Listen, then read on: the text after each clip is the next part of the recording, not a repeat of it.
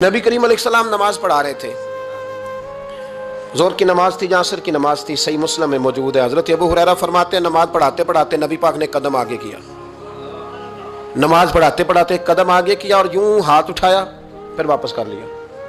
اب نماز پڑھ کے نا تو سلام پھیرا تو صحابہ عرض کرنے لگے یا رسول اللہ صلی اللہ علیہ وسلم وہ نماز میں پیر بھی آگے کیا تو ہاتھ بھی اٹھایا، تو وجہ کیا تھی؟ پہلا سوال تو یہ ہے کہ آپ لوگ نماز پڑھ رہے تھے یا حضور کو دیکھ رہے تھے؟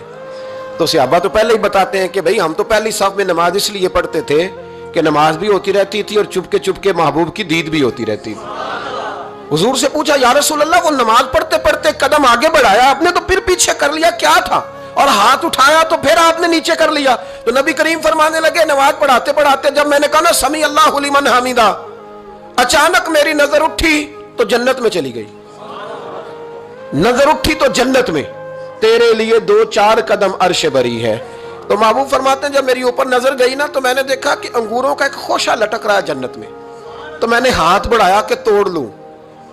حضور کھڑے ہیں مسجد نبوی میں اور فرماتے ہیں کہ میں یہاں کھڑے ہو کے ہاتھ اونچا کروں تو میرا جنت تک پہنچ جاتا ہے۔ فرمایا میرا ارادہ ہوا کہ وہ خوشہ جنت کا توڑ لوں، اور ذرا میں نے پیر آگے بڑھایا ہی تھا تو میرے دل میں خیال آیا کہ جنت راز ہے تو راز ہی رہنی چاہیے، یہ راز کھول گیا تو مزہ نہیں آئے گا، تو میں نے پھر وہ ہاتھ واپس کر لیا۔ صحابہ کہتے ہیں جب نبی کریم نے یہ بیان کیا تو ہمارے چہرے نے تجسس سے کھیل اٹھے، تجسس سے ہم کوئی بات اور بھی سننا چاہتے تھے۔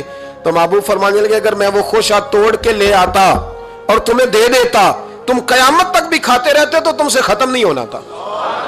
یہ صحیح مسلم کی حدیث ہے۔ او بھائی میرے رسول کریم کے واقعہ معراج پہ شکوہ کرنا، کہنا سمجھ میں نہیں آتی کیسے گئے تھے، تو جو چاہے تو ہر شب ہو مثال شب اسرا، اس لیے کہ تیرے لیے 2-4 قدم